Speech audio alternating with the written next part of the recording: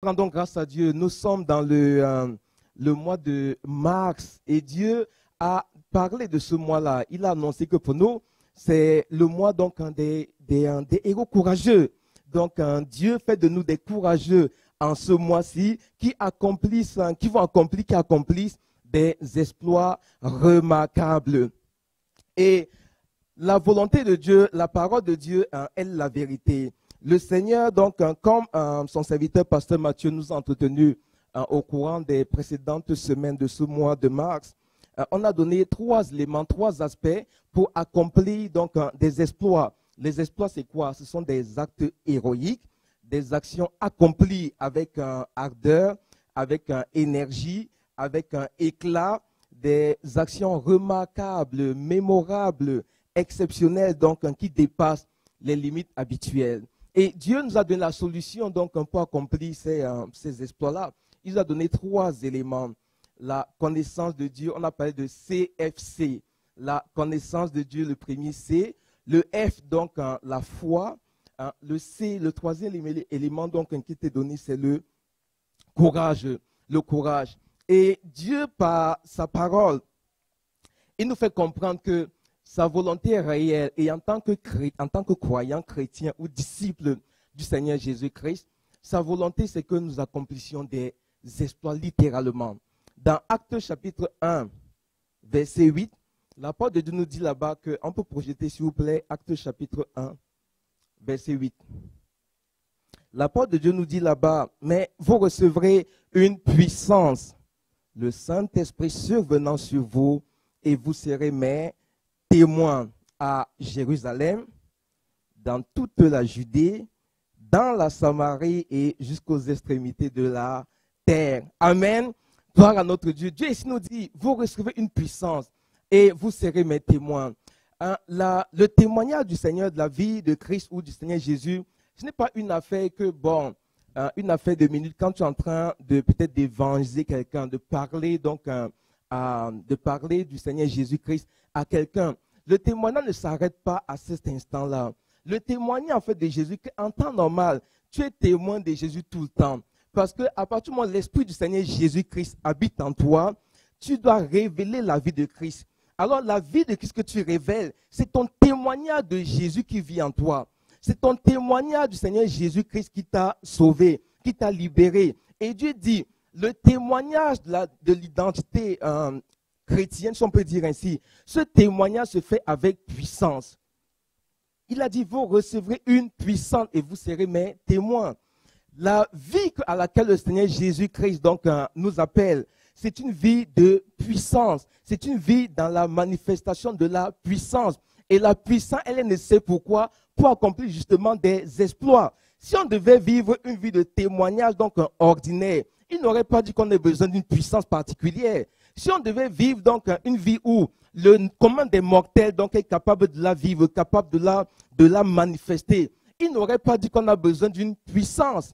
Il n'est pas dit qu'on a besoin d'avoir un esprit particulier, un esprit supérieur. S'il a dit que tu as besoin du Saint-Esprit, cela veut dire que c'est une condition nécessaire. Donc, avant même de commencer à être témoin, c'est parce qu'il sait que le témoignage auquel il t'a appelé, qui n'est pas un témoignage d'un moment précis, d'un instant particulier de la journée, mais qui est un témoignage, oui, de ces moments clés, évangélisation, les guérisons des malades, délivrance des captifs, ainsi de suite. Mais dans ta vie, dans le parcours de ta vie, l'histoire de ta vie, c'est un témoignage qui est vivant, c'est un témoignage qui est continu, qui est continuel. Et il dit, ce témoignage-là, ça prend de la puissance. La puissance, pourquoi? Pour des exploits. Parce qu'on doit savoir qu'à travers toi, on doit savoir que Dieu, il est vivant, que Dieu encore donc opère par toutes sortes de situations extraordinaires, que Dieu encore donc il change les sorts dans la vie des gens, il transforme notre identité par la puissance et par les exploits qui nous accompagnent. Amen. Alors donc toi tu dois vraiment retenir ça de la part du Seigneur que ta vie de chrétien, ta vie de chrétienne ou de disciple, c'est une vie qui doit être entièrement imbibée dans la puissance de Dieu pour être une vie d'exploit, une vie par laquelle donc les peuples apprennent davantage à connaître la force, l'autorité, le pouvoir du Seigneur Jésus. Alors, le thème de ce matin que nous allons adresser, c'est la grâce de Dieu.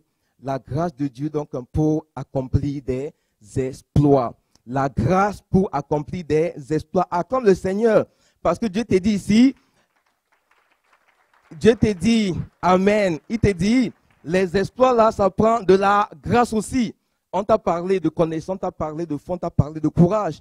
Et là, on vient donc ajouter, ça prend la grâce de Dieu. Et on va le voir. Dans le livre de 2, on peut projeter 2 Samuel chapitre 7, verset 8. Il est écrit, verset 8 à 9. Maintenant, tu diras à mon serviteur David, ainsi parle l'Éternel des armées. Je t'ai pris au pâturage derrière les brebis pour que tu fusses chef sur mon peuple, sur Israël.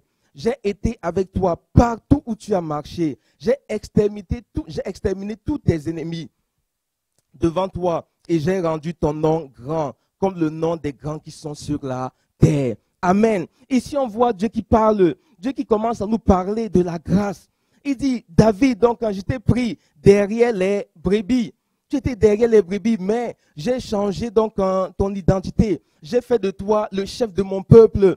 On regarde, l'on dit, ok, comment ça se passe? En quoi donc David, en lui-même, il avait quelque chose en lui, c'est qu'il pouvait exprimer le fait qu'il allait devenir un jour roi. On ne voit pas. Il n'était pas dans une position noble. Il n'avait pas une qualification évidente qui pourrait permettre à ceux qu'on comprenne qu'un jour, cet homme-là, très tôt même dans sa vie, on va parler même d'homme, on va peut-être parler d'adolescent, donc ou jeune homme, qui très tôt dans sa vie allait être quelqu'un de choisi par le Seigneur pour conduire son peuple. Écoutez, ça, quand tu regardes ces choses, ça peut ne pas faire trop de sens. Tu regardes quelqu'un qui est derrière les brebis, derrière les animaux là. C'est pas qu'on va dire que les brebis, c'est les animaux les plus intelligents ou les animaux qui se rapprochaient de l'espèce humaine. Pour dire que, ok, bon, Dieu a quand même il a fait un pont. Ok, il ressemblait aux hommes. Et voilà, donc, il ressemblait, amen, gloire à Dieu. On va dire, les brebis, que peut-être, il ressemblait aux êtres humains d'une certaine manière. Et que Dieu a vu cela, dit, ok, bon, c'est bon, tu as géré des brebis, je te permets de gérer des hommes. Non, les brebis, c'est pas comme ça. Les brebis, donc, ils n'ont pas beaucoup de similitudes. Donc, si on parle en termes de compétences, d'intelligence et le reste, avec les êtres humains. En plus, son troupeau avait combien de, entre guillemets, de brebis ou de membres, si on peut dire ainsi. Je ne sais pas, on n'a pas dit qu'il avait 1000 brebis là. Si c'était 1000 brebis, il n'aurait pas certainement pas géré ça tout seul. Donc peut-être il avait, je sais pas, une cinquantaine de brebis, ainsi de suite. Mais Dieu dit, viens et sois le chef de tout mon peuple. Un peuple qui a des centaines de milliers certainement d'individus, peut-être des millions d'individus. Donc et toi, tu quittes de pasteur, donc de chef de cinquantaine, centaines de brebis, de moutons, donc à devenir donc le roi établi sur des intelligents, sur des sages, sur des prophètes, sur des, je ne sais pas, donc des hommes musclés, forts, des soldats. Regardez, quand tu regardes là, tu dis, ça ne fait peut-être pas trop de sens. À l'échelle naturelle, à l'échelle humaine, ça ne fait pas de sens. Et Dieu fait ce transfert direct là. C'est pas que Dieu a dit, ok, regarde, on va faire des détours. Non, c'était direct. Samuel est venu avec la corne d'huile. Il est passé comme ça de berger à roi d'Israël. Bon, roi déjà donc de manière prophétique, c'est sûr que la royauté finale, c'est venu plus tard. Mais déjà, il avait l'onction donc royale qui était déposée sur lui. Un transfert direct. En un temps d'un moment, là, comme on peut dire là, un transfert direct. Et ça montre la grâce de Dieu. Parce que comme on dit, techniquement, il n'avait rien qui le prédestinait donc à cela. Mais la grâce de Dieu a commencé à se manifester. Et on voit donc les effets. Et dans son règne, on voit comment la grâce a agi. Dieu dit, lui-même n'a pas combattu. La Bible dit que c'est Dieu lui-même qui a combattu ses ennemis. La grâce de Dieu vient faire en sorte que les combats dans la vie, ce ne sont pas tes combats, c'est Dieu lui-même qui se charge de ces combats-là pour justement faire de toi un héros. Parce que regardez, quand tu combats, tu es fatigué, mais quand c'est Dieu qui combat pour toi, regarde, tu es tout le temps plein d'énergie, plein de force, tu es renouvelé, et ainsi de suite. Et c'est la grâce de Dieu qui agit dans sa vie de la sorte où tout le temps, donc la présence de Dieu était là. La grâce de Dieu l'a élevé. Il y a des rois, il y a des autorités, il y a des chefs, il y a des des personnes qui ont le pouvoir. Ils sont des rois, mais ils n'ont pas une si grande renommée que ça. Ils sont des rois, mais c'est à peine ils sont partis, on les a oubliés. Donc, mais Dieu, ce n'était pas le cas. Avec donc la grâce de Dieu qui agit sur la vie du roi David, c'est après sa mort, on a continué de parler de lui. On a continué à parler de lui après sa mort, après sa descendance, une descendance de roi, donc qui est associée donc à ce roi David-là. Et la grâce de Dieu, dont on voit les effets. Tu veux avoir une descendance donc qui est dans la bénédiction, une descendance dont on ne cesse toujours de parler en bien, une descendance qui est toujours donc assise sur des positions d'autorité. La grâce de Dieu, tu as bien la grâce de Dieu qui t'accompagne et qui accompagne ta descendance. Mais ça se fait, c'est possible. Et la Bible dit donc son nom, Dieu a rendu son nom grand et célèbre. Ici, on voit donc quelques éléments d'une histoire biblique qui nous montrent la puissance de la grâce de Dieu, la puissance de cette grâce-là et comment être prendre une position et t'amène donc très loin. Et dans 1 Corinthiens 15, verset 10, l'on voit la grâce de Dieu exprimée dans des termes très flagrants. Très flagrants. On peut projeter 1 Corinthiens chapitre 15, verset 10. L'apôtre de Dieu nous dit là-bas, dans 1 Corinthiens chapitre 15, verset 10, c'est par la grâce de Dieu que je suis ce que je suis. Et sa grâce envers moi n'a pas été vaine. Loin de là, j'ai travaillé plus que tous. C'est l'apôtre Paul donc, qui parle et qui se compare aux autres apôtres. Donc, il dit, j'ai travaillé plus que tous. Non pas moi, pourtant, ou toutefois, mais la grâce de Dieu qui est avec moi. Amen. Ici, on voit comment l'apôtre Paul, il parle. Il dit, vous voyez, quand on voit la Bible, on voit l'apôtre Paul, comment il a eu un impact majeur au niveau des écrits bibliques. Donc, c'est lui qui écrit le plus grand nombre de livres. Le plus grand, il a beaucoup de lettres. On voit son parcours. La Bible, donc, l'histoire nous parle beaucoup de sa vie, de ses exploits, des messages que Dieu lui a communiqués. Donc, pour nous, Dieu l'a utilisé pour nous parler, pour nous édifier.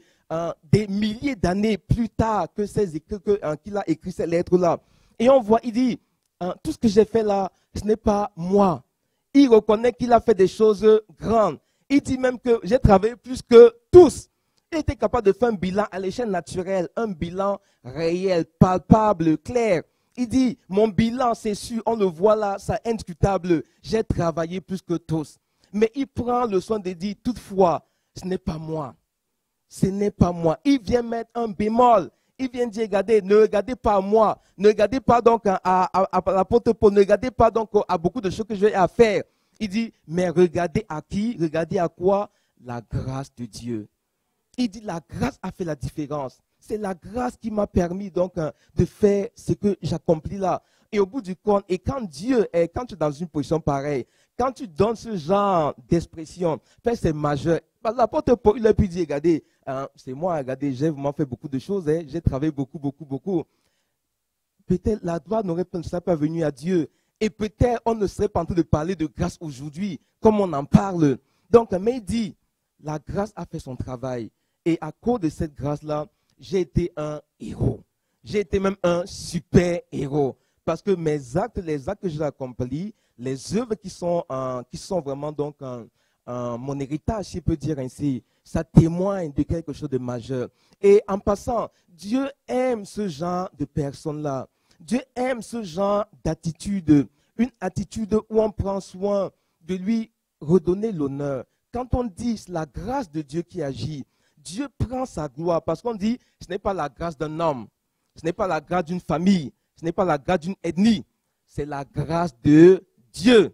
La grâce de Dieu, elle redonne gloire à Dieu. Ce discours-là vient redonner à Dieu toute sa gloire et Dieu aime cela. Dieu aime, Dieu dit dans sa parole, je ne donnerai pas ma gloire à un autre, ni mon honneur aux idoles. Alors, quand tu comprends cette pensée de Dieu et quand tu décides que effectivement, donc, je vais redonner à Dieu sa gloire en parlant de sa grâce, mais Dieu dit, tu es un champion. Il dit, en ça même, tu es un héros.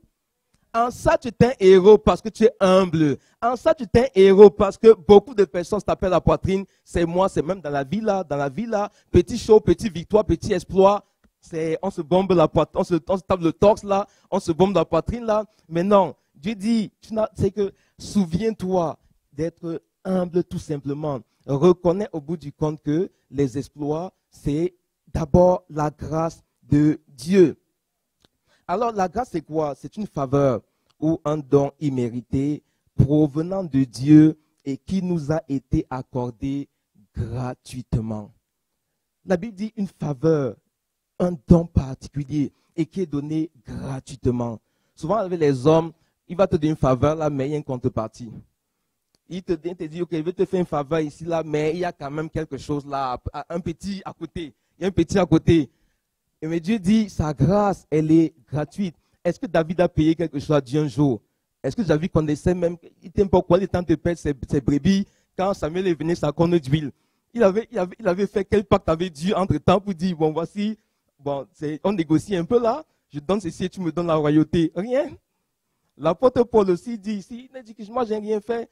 Il dit même que je ne suis même pas digne d'être apôtre même, parce que j'ai persécuté l'église. Mais par la grâce de Dieu, regardez, je suis ce que je suis. Je suis ce que je suis. Alors c'est une faveur imméritée qui vient de la part de Dieu. Ce n'est pas la chance. Ce n'est pas la chance. La chance est un hasard, donc qui n'a pas de but précis. Alors que la grâce de Dieu, elle est intentionnelle. Dieu te manifeste sa grâce envers toi. Même si toi, tu ne comprends pas pourquoi. Souvent dans la vie, il faut se m'accepter. Il ne faut pas tout réfléchir. Tu vas poser, j'ai fait quoi? J'ai fait quoi pour avoir tel poste? J'ai fait quoi pour qu'on me booste mon salaire de $10,000 d'un coup? J'ai fait quoi? Arrête de poser, j'ai fait quoi? Dis seulement, la grâce de Dieu est venue sur moi. C'est tout. Tu t'arrêtes là, tu ne réfléchis pas, tu ne raisonnes pas. N'essaie pas de trouver une force en toi-même. N'essaie pas de trouver une intelligence, un esprit, une capacité que tu as faite pour justifier ce qui est arrivé dans ta vie. Renseignement, fais comme l'apôtre Paul. La grâce de Dieu. Tout simplement, elle est venue, elle m'a trouvé, elle m'a visité, et voilà. Et là, tu apprends à aimer Dieu même. Quand tu commences à comprendre que la grâce a agi, mais tu aimes Dieu davantage, tu dis, waouh, tu es tellement bon, hein. C'est que c'est comme ça que tu fais. Moi, je sors de nulle part. Les héros qui sortent du néant, je sors du néant, je me réveille du néant, et j'accomplis des choses merveilleuses, extraordinaires. Waouh, on bénit le Seigneur. Et Dieu dit, apprends justement ne dis pas la chance. Dans ton langage, tu as tendance à dire, j'ai la chance, j'ai la chance, ou bien justement, tu vas pas, la marche est tombée sur toi. Non, non, non. Tu dis, j'ai eu la grâce de Dieu. La grâce de Dieu a agi. La grâce de Dieu est intervenue dans ma vie. Par la grâce de Dieu, je suis ce que je suis. Par la grâce de Dieu, j'étais à telle position et Dieu m'a amené à une autre position. Amen. Gloire à Dieu. Alors, la grâce change notre identité. C'est ce que l'apôtre Paul révèle. La grâce a changé son identité parce que la grâce de Dieu est transformative. À partir du moment où tu es en Christ, la Bible dit, tu es une nouvelle identité. Et c'est la grâce de Dieu qui t'a amené à Christ. Et la grâce de Dieu te donne le pouvoir d'avoir une autre identité. La grâce de Dieu te donne le pouvoir de changer d'identité au fur et à mesure que tu avances. Tu connaissais que, en mars 2025, donc, peut-être j'étais quelqu'un de faible. Tu as reçu le message, le courage. Tu dis, par la grâce de Dieu, maintenant, je suis courageux. En 2024, donc, tu étais quelqu'un d'ordinaire. En 2025, Dieu te dit, par sa grâce, tu seras un héros. Par sa grâce, tu seras une héroïne. Tu vois, en 2025, début, ton identité a changé. Au fur et à mesure que tu avances, ton identité change.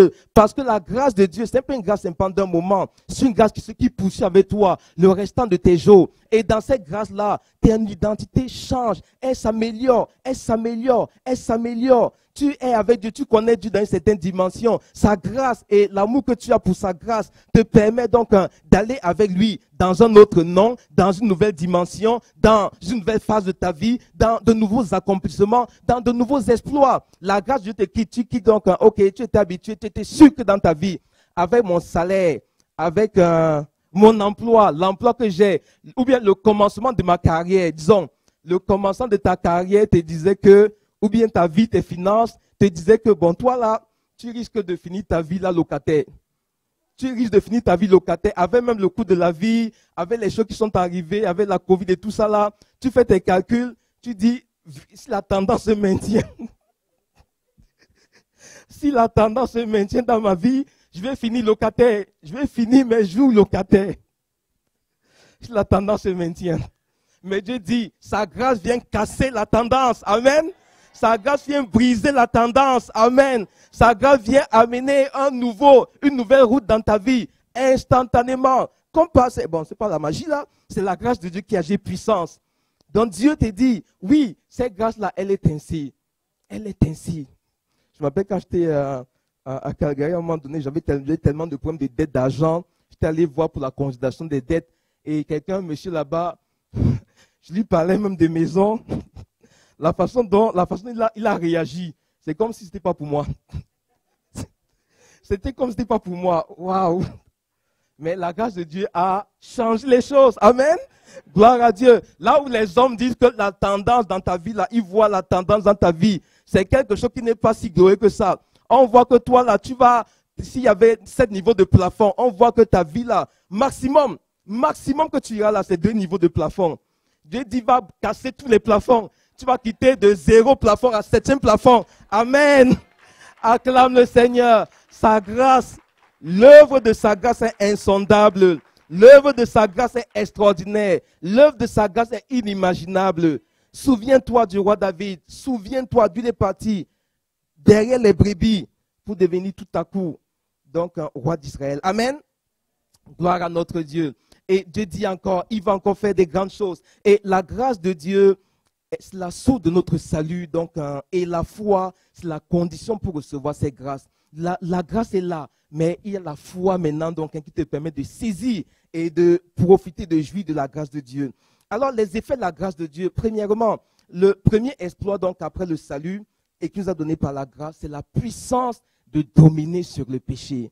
Dieu veut faire de toi un héros qui domine sur le péché. Amen.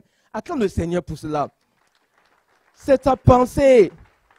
Il avait dit à Caïn que regarde, voilà, le péché se couche à ta porte. Ses désirs se portent vers toi. Mais toi, domine sur lui. Dieu n'a pas dit toi, bats-toi avec lui. Toi, gère avec lui. Dieu a dit, mais toi, domine. Et c'est ce que Dieu t'appelle. En tant que croyant, Dieu t'appelle, il a payé le prix, le Seigneur Jésus a payé le prix pour que la grâce de Dieu donc agisse et te permette de dominer sur le péché. Dans Romains 6, verset 14, car le péché n'aura point de pouvoir sur vous, puisque vous êtes non sous la loi, mais sous la grâce. Amen. Dieu dit, je te donne la grâce de dominer le péché. Il y a cette femme adultère là, je pense dans Jean chapitre 8, la Bible dit, Jésus dit à cette dame, je ne te condamne plus. Je ne te condamne pas non plus. Va, mais désormais, ne pêche plus. Pourquoi il était capable de dire, désormais, ne pêche plus? Il ne l'a pas abandonné. C'est parce qu'il a mis en elle en même temps la grâce de ne plus pécher. Et en tant qu'enfant de Dieu, en tant que croyant disciple, Dieu te dit, domine sur le péché. La grâce est là. Jouis de ces grâces-là. Demande au Seigneur que ta grâce maintenant me fasse dominer sur le péché. Par ta grâce maintenant que je domine sur le péché. D'une manière donc ferme. Dieu te dit, devant le péché, devant la tentation, donc je te donne la grâce donc de vaincre. C'est pourquoi il dit, il n'y a aucune tentation qui te survient, qui est au-delà de ta portée. Aucune tentation. Quand on va dire, ok, il y a quelque chose qui est arrivé, j'ai trouvé une justification pour ne pas, et je suis tombé dedans, tu as trouvé une raison. Dieu dit, par sa parole, ce n'est pas possible. Par sa parole, ce n'est pas possible parce que il te donne le pouvoir de dominer sur le péché. Il te donne et il veille à ce que rien qui t'arrive à toi ne soit au-delà de tes forces. Même si tu penses que c'est au-delà de tes forces, à l'échelle naturelle, c'est possible. Mais considère que tu n'es pas dans une vie de naturel. Considère-toi que tu as l'Esprit de Dieu avec toi, l'Esprit de la grâce, et que par cet Esprit-là, tu surmonteras tout ce qui dans ta vie te semble difficile, te semble compliqué. Dieu t'a appelé. Dieu, il n'est pas un menteur. Si Dieu te dit que c'est que tu es son enfant et qu'une situation arrive dans ta vie, il te dit qu'elle n'est pas là pour te perdre, crois cela, accepte cela, confesse cela et demande simplement au Seigneur la grâce de vivre la pratique de la chose au nom de Jésus. Et il le fera. Et il le fera pour ton propre bien. Il le fera pour honorer son nom. Il le fera pour que tu sois quelqu'un qui témoigne justement, un témoin de héros de comment Dieu t'a permis donc de traverser cette situation par sa grâce, avec force, avec courage, avec détermination au nom de Jésus-Christ. Amen. Amen. La grâce de Dieu, elle nous fait du bien. L'apôtre dit, j'ai travaillé plus que tous, non pas moi pourtant, mais la grâce de Dieu avec moi. Donc, l'apôtre Paul, c'est comme cela, c'est même comme cela personnifié la grâce. Il a collaboré avec la grâce de Dieu. Il a laissé la grâce de Dieu agir dans sa vie et elle a frayé le chemin des exploits. Exactement comme dans Somme 60, verset 12 ou 14. Avec Dieu, nous ferons des exploits. La grâce de Dieu en nous, nous ferons des exploits. Par la grâce de Dieu agissante avec nous, on fera des exploits. Au nom de Jésus-Christ. Amen. La grâce, la puissance surnaturelle, donc spirituelle de Dieu qui est à l'œuvre en chacun de nous. Et elle se manifeste de diverses manières également. Notamment par la guérison des malades, le fait de chasser les démons, le fait de vivre en accomplissant des exploits, en manifestant les dons spirituels. C'est la grâce de Dieu donc qui agit derrière tout cela. La grâce de Dieu vient sous la forme de la puissance du Saint-Esprit. Et vous recevez une puissance, le Saint-Esprit survenant sur vous. Et vous serez mes témoins. Et vous serez mes témoins pour accomplir des exploits, pour guérir les malades, chasser les démons, délivrer les captifs, donc faire du bien aux gens, et ainsi de suite. Amen. La grâce de Dieu vient te donner cette force-là, ce pouvoir-là, au nom de Jésus. Dans la vie de l'apôtre Paul, plusieurs miracles, plusieurs actes impressionnants, extraordinaires sont mis à son actif. Déjà même, le nombre de livres qu'il a écrits, c'est impressionnant, c'est extraordinaire. La sagesse qui était en lui, la profondeur donc des enseignements qu'il a donnés. Donc, c'est la grâce de Dieu qui agissait à travers de lui, qui lui permettait d'avoir ce niveau d'intimité, de connexion avec Dieu pour recevoir des paroles extrêmement éclairées. Au nom de Jésus. L'autre chose, les miracles.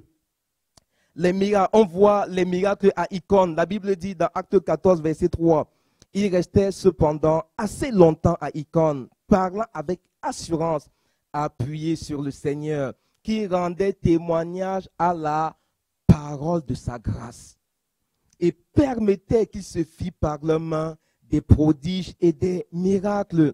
Ils prêchaient, ils annonçaient la parole de la grâce de Dieu. Ils annonçaient la grâce de Dieu. Ils proclamaient la grâce de Dieu. Et la même grâce donc dont ils parlaient, elle agissait. Elle permettait à ce que les miracles se font. Les guérisons donc aient lieu. Les choses extraordinaires donc sont multipliées à cause donc de cette grâce-là à l'œuvre. Dans le livre de Marc 16 au verset 20, l'apôtre de Dieu parle des disciples, les premiers disciples.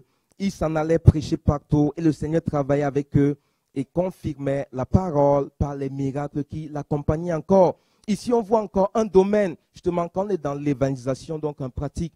C'est un cadre donc, que Dieu utilise, un cadre merveilleux que Dieu utilise justement pour faire connaître sa grâce, pour toucher les peuples avec sa grâce, parce qu'on va annoncer la parole de la grâce de Dieu. Et Dieu dit, dans cette attitude-là, comme il aime la grâce, il aime qu'on parle de sa grâce, il sait que le déclic, c'est sa grâce en fait.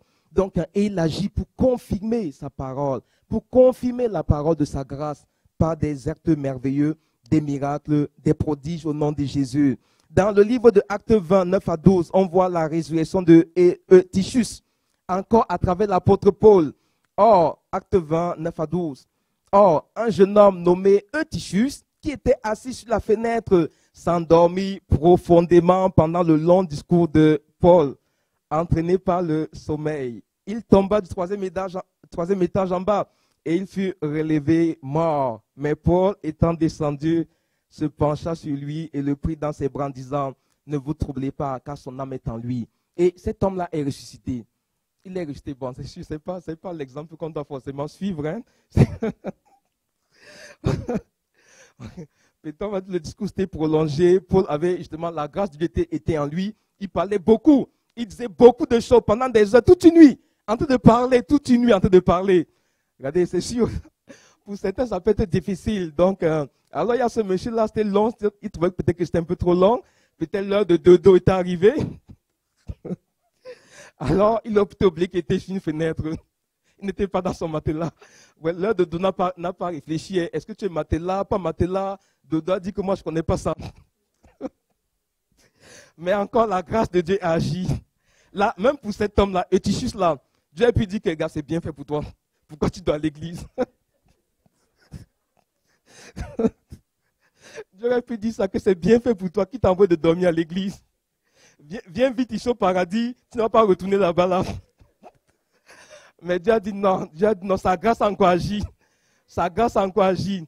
Et il a relevé cet homme-là à travers les mains de l'apôtre Paul, qui était certainement sans de foi. Ah, si c'est dans cet moment-là, on va s'affoler beaucoup. Mais il a dit que, regardez, il avait un message, son message n'était pas terminé. Hein, parce que quand il a fait le miracle, il a encore reparti parler. Il a encore parlé beaucoup. Et il n'est pas venu dire que, ok, bon, là est arrivé, là, il y en a qui dorment là, des gens, on va précipiter, 15 minutes, c'est bon, là, on finit. Non, il a encore parti là, parler encore. Il a pris le temps de parler encore. Il n'est pas fini avec ce peuple-là. Il n'est pas fini. La grâce de Dieu a été là, parce que Dieu voulait révéler beaucoup de choses. Et il a dit, même s'il y a un instant qui est arrivé, on va relever justement le mort, pour que les gens comprennent même c'est quoi la grâce de Dieu dont l'apôtre Paul est en train de parler là. Ils vont comprendre, ils vont voir un cas pratique de la grâce de Dieu qui agit. Même au-delà de nos erreurs, au-delà de nos affaires, la grâce de Dieu agit quand même pour continuer à toucher au nom de Jésus. Amen. Amen. Alors donc, et cette grâce-là est aussi tellement puissante, présente dans la vie de l'apôtre Paul, qu'à un moment donné, on disait, vous savez, c'est normal, hein, à un moment donné, fatigué, tu n'as pas deux corps, tu n'as pas, je ne sais pas, donc, quatre mains, tu as une tête, tu ne peux pas être donc, en même temps, moi je prêche ici, en même temps, on est en train de me voir à Magog. On dit que c'est la sorcellerie. Donc, mais il y a des gens qui ont besoin de la grâce de Dieu ici, qui ont besoin d'être touchés, guéris. Il y en a d'autres à Magog qui en ont besoin aussi. On dit, bon, qu'est-ce qu'on fait? Comment on fait? Bon, il dit que, regardez, mes linges là, je vais toucher mes affaires, on va toucher ça et aller emmener ça à Magog là-bas. Là.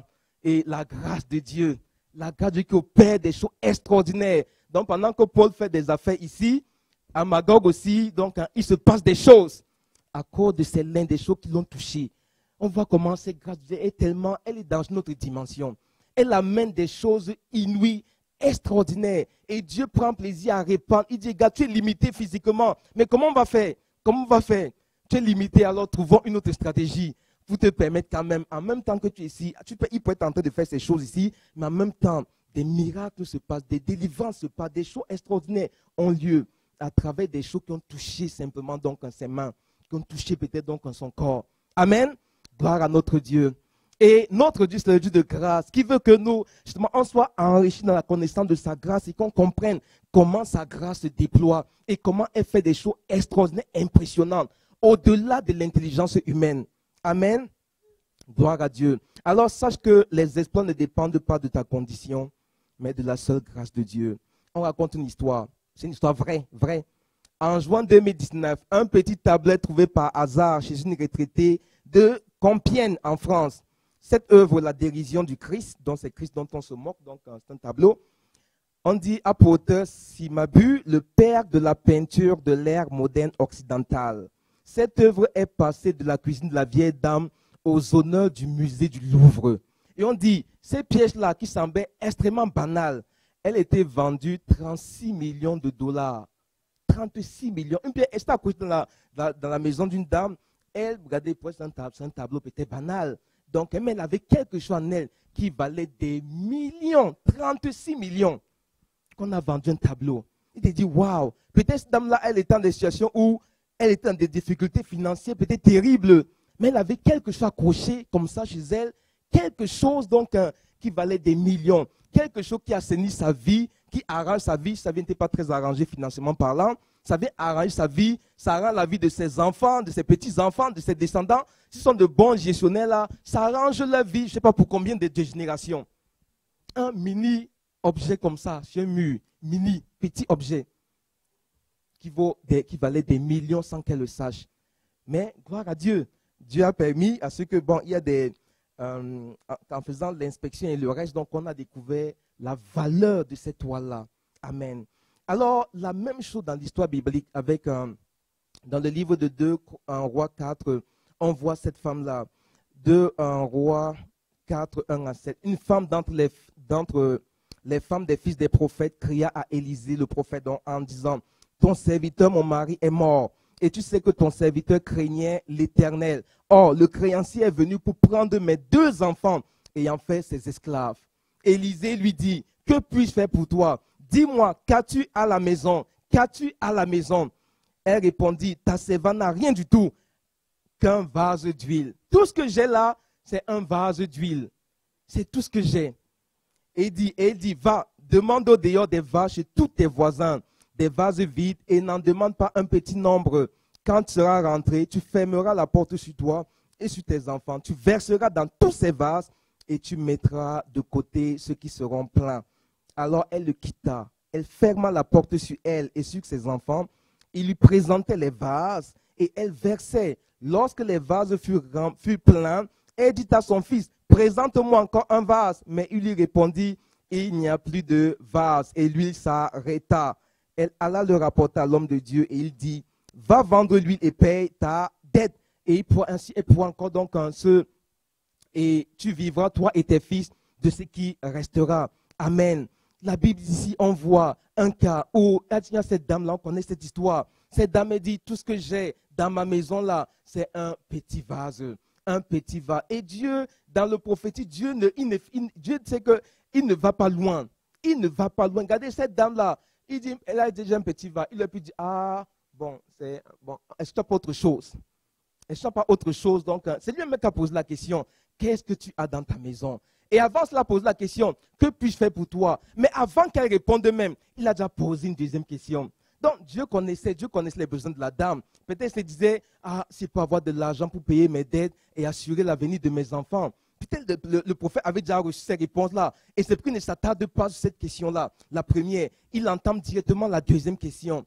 Qu'est-ce que tu as? Dieu dit, oui, j'ai ma situation, je veux quelque chose. Je souhaite quelque chose. Je suis peut-être le prophète est peut-être capable de lire dans son esprit qu'il y a quelque chose qu'elle veut. Et Dieu dit, mais comment on fait pour donner ces choses-là? Et c'est là qu'il pose la question. Dieu ne vient pas inventer. Il vient seulement dire, qu'est-ce que tu as? N'importe quoi. Dieu, le prophète, il n'a pas réfléchi à savoir pour dire, qu'est-ce que tu as comme nourriture? Qu'est-ce que tu as comme vêtements? Qu'est-ce que tu as comme, je ne sais pas, donc, comme objet particulier? Qu'est-ce que tu as donc? Il n'a pas demandé qu'est-ce que tu as comme talent. Il n'a pas demandé qu'est-ce que tu as, je ne sais pas, donc, comme sexe d'enfant. Il a juste demandé qu'est-ce que tu as? Qu'est-ce que tu as? Qu'est-ce que tu as? Qu'est-ce que tu me présenter? Et il dit, tout ce que j'ai là, c'est un petit vase. C'est un petit vase. Et Dieu dit, moi, ça me suffit. Ton petit vase, c'est bon comme ça pour moi, ça me suffit.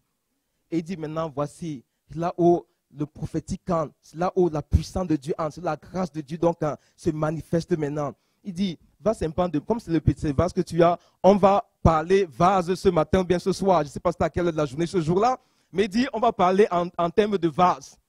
Donc, va demander d'autres vases. Va demander d'autres vases. Donc, et voici ce qui va arriver. Voici ce qui va arriver. Voici comment la grâce de Dieu va se manifester. Et gloire à Dieu, cette dame-là, elle n'a pas trop réfléchi pour dire, mais pourquoi tu me demandes d'aller chercher des vases? Pourquoi tu me demandes donc ceci, cela? Non. Elle était obéissante. Elle a dit, il a demandé, c'est l'homme de Dieu, il a demandé des vases, on va amener des vases. Et elle allait chercher la quantité qu'elle pouvait. Et après cela, on voit comment Dieu a opéré. C'est que Dieu était fidèle. La quantité de vases donc, que cette dame l'avait réussi à trouver, c'est ce dont Dieu l'a rempli. C'est ce que Dieu a utilisé donc pour la remplir abondamment. Dieu s'est servi des ressources que cette dame-là avait à sa disposition pour agir de manière particulière et pour permettre à ce que ses dettes soient comblées, épongées, et que aussi donc la vie de ses enfants donc soit épargnée. Amen. Gloire à Dieu. Alors, tu dois identifier ce que tu as dans ta vie, que tu peux présenter à Dieu.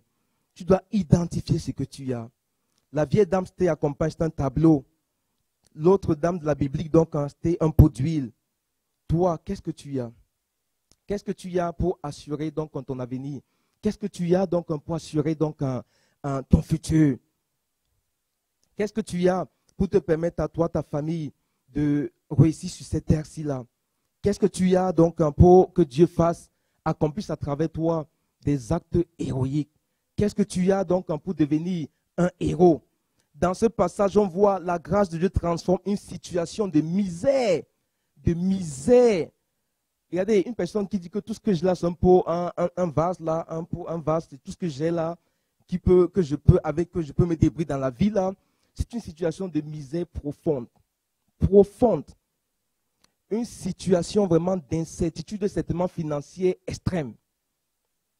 Et Dieu vient, dans sa grâce, changer, donc transformer ces situations-là en abondance. Amen. C'est notre Dieu ainsi. C'est le pouvoir de sa grâce, la puissance de sa grâce. Alors, sache que Dieu entend le cri des nécessiteux. Dieu entend tes cris. Peut-être tu penses que Dieu est sourd, mais Dieu entend tes cris. Il entend le cri de cette dame-là et il est venu à son secours. Dieu peut utiliser ce qui semble insignifiant, même dans ta vie. C'est que tu as l'impression que c'est rien, banal. Dieu peut l'utiliser donc pour te permettre, pour changer totalement ta situation. C'est pourquoi ne méprise pas ce que tu as, ne néglige même pas ce que tu as. Ne néglige rien de ce que tu as. Parce que si la grâce de Dieu décide donc quand il décide dans sa grâce de venir toucher n'importe quoi que tu as là, n'importe quoi que tu as là devient source d'abondance. N'importe quoi. Pourquoi? Pourquoi au bout du compte? Dieu c'est qui? C'est le Dieu de l'infini. Ce que tu as, ce n'est pas zéro. Tant que ce n'est pas zéro là, 0 fois l'infini c'est 0. En mathématiques, là, je pense que quand on fait les limites et tout le reste là, 0 par l'infini c'est 0. Mais n'importe quel nombre non nul, n'importe quel nombre qui n'est pas 0, n'importe quel nombre qui n'est pas 0, multiplié par l'infini, c'est l'infini. N'importe quoi. C'est pourquoi n'importe quoi que tu as, quand Dieu vient dans sa grâce infinie, quand Dieu vient dans sa puissance infinie toucher cela, ça devient extrêmement grand. Extrêmement grand. C'est pourquoi ne néglige rien de ce que tu as. Ne banalise rien de ce que tu as. Il suffit d'un toucher de Dieu.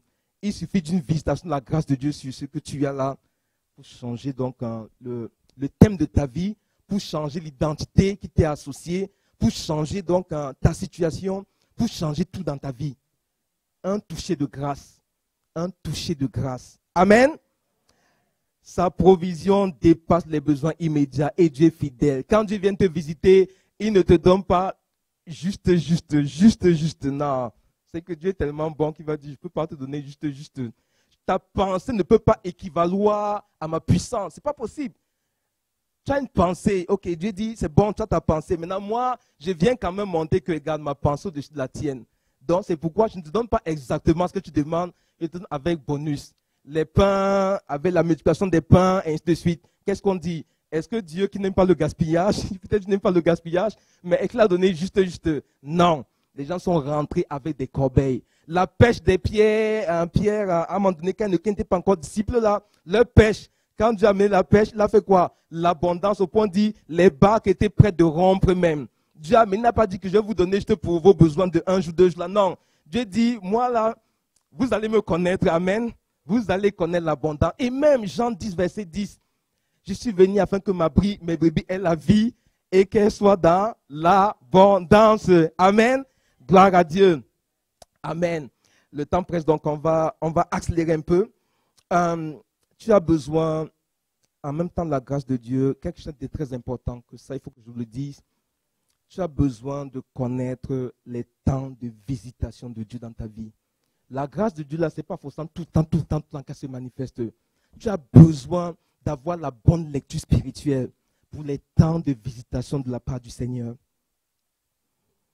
La Bible dit, ils te renverseront dans Luc 19, verset 44, toi et tes enfants au milieu de toi, et ne laisseront pas en toi pierre sur pierre parce que tu n'as pas connu le temps où tu as été visité.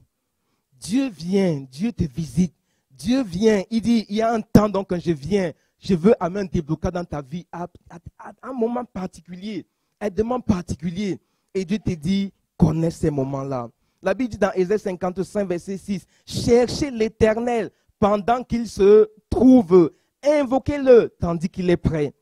Connais quand Dieu est prêt. Connais quand Dieu donc est disponible. Connais quand Dieu te parle. Quand Dieu te fait des promesses. Quand Dieu te parle de ta vie. Donc, il vient d'un moment particulier pour se révéler à toi. Connais ces moments-là. Connais la parole de Dieu qui sort de sa bouche. Donc, pour t'appeler donc à une position particulière dans ta vie. Connais ces moments. Dans 1 Chroniques 12, verset 32, la Bible dit, les fils d'Issachar, ils avaient l'intelligence des temps pour savoir ce que devait faire Israël. Que Dieu te donne l'intelligence des temps pour discerner ce que tu dois faire dans ta vie. Pour discerner donc les actes prophétiques que tu dois poser. Pour discerner donc sa grâce qui est d'une manière particulière dans ta vie.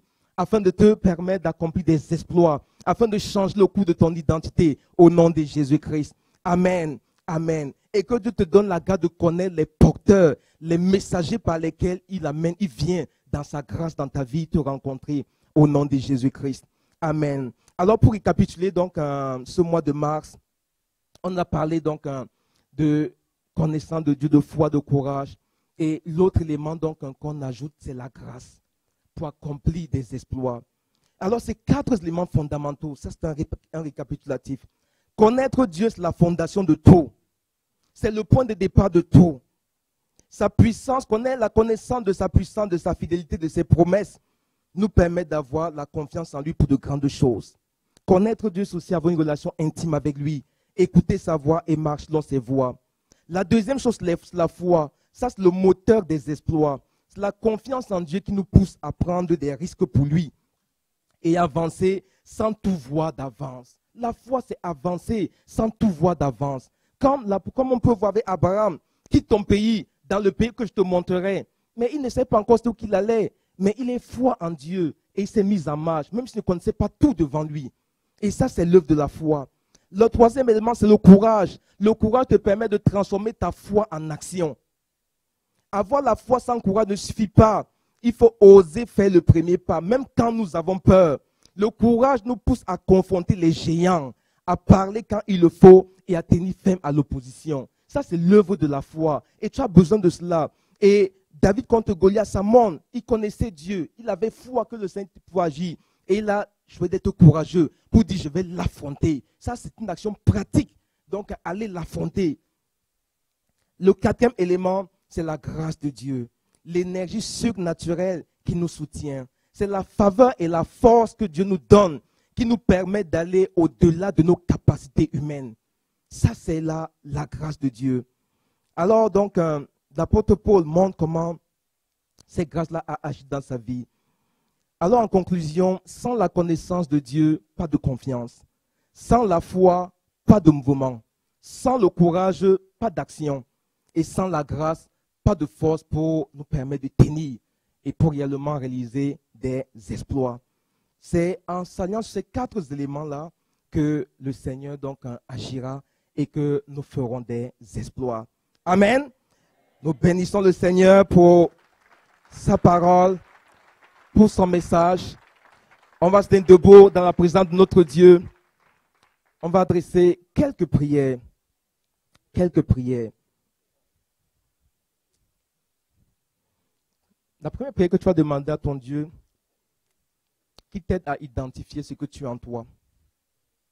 Ce que tu as dans ta maison, dans ta vie, ce que tu as en toi.